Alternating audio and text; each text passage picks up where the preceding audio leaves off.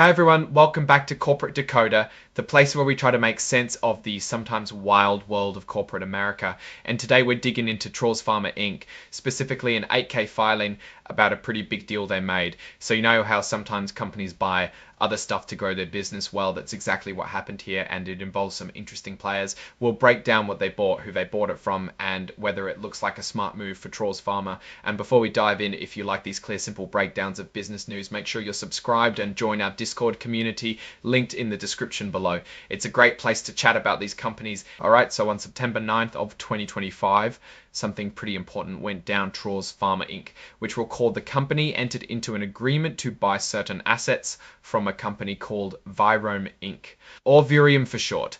This wasn't just a small purchase, it was for $2,350,000 in cash, and the company paid all of it over on that same day. So what exactly did Traws Pharma buy? Let's talk about the purchased assets, as they call them.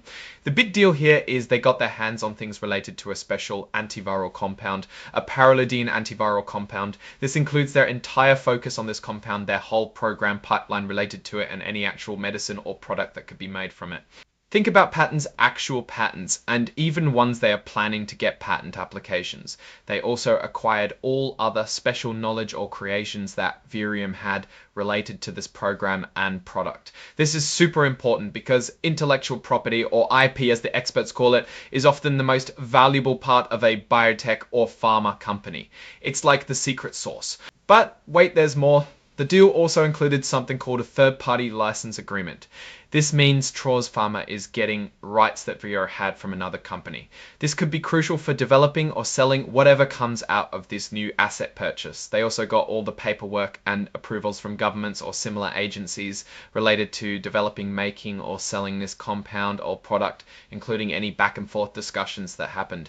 Basically, they bought the whole package deal for this antiviral compound. Now, any big deal like this comes with promises and protections. The purchase agreement, which is the fancy name for the contract, included usual promises about the state of the assets and information being accurate. Virium also agreed to protect Traws Pharma from any problems that might arise from the sale. This is pretty standard stuff to make sure the buyer is protected.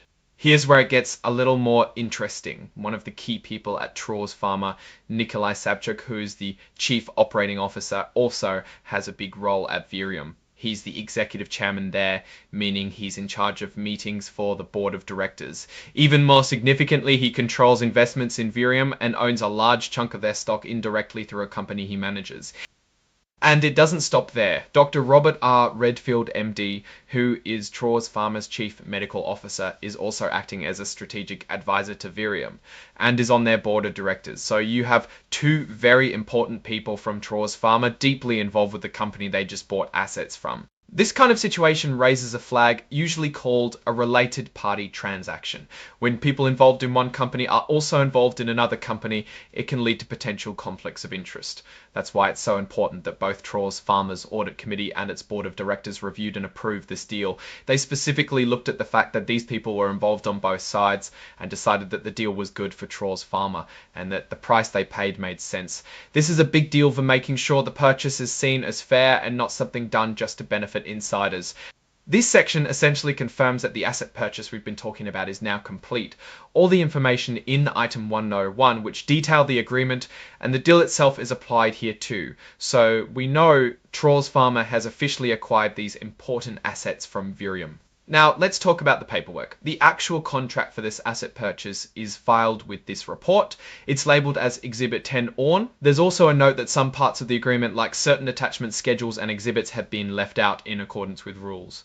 The company promises to provide these to the SEC if they are asked for confidentially. This is pretty standard for these filings. And finally, signing off on this report are the company executives. Ian Dukes, who is the Interim Chief Executive Officer, signed the report on September 12, 2025. This tells us the company is officially acknowledging this transaction and reporting it to the world. So what's my take on all this? Traws Pharma is a company looking to grow, likely through acquiring promising drug candidates or technologies. Buying these assets related to an antiviral compound from Virium seems like a strategic move to expand their pipeline. The fact that they paid a significant amount of cash shows they are serious about this acquisition. However, the deep involvement of their CRO and Chief Medical Officer with Virium is a point to watch closely. While the board and audit committee did bless the deal as fair and in the company's best interest, it's always good to remember that related party transactions require extra diligence to ensure fairness. The real test will be what Traws Pharma does with these acquired assets. Can they successfully develop this antiviral compound into a product? Can they navigate the licensing agreements and regulatory hurdles successfully? Their future success will depend on their execution after this acquisition. This purchase could be a big win setting them up for future growth, or it could be a costly mistake if the development doesn't pan out. It's a classic biotech gamble. Alright, that's our breakdown of Traws Pharma's latest filing. What's your take on these numbers and what they signal for the company's future? Do you think buying these assets was a smart move or too risky? Let me know your thoughts in the comments below. If you found this analysis helpful, hitting that like button is a great way to show your support, and it really helps us make more content like this. And of course, subscribe so you don't miss our next corporate deep dive. Don't forget to check out the Discord too. It's linked in the description for more discussions. Thanks for watching. We'll see you next time.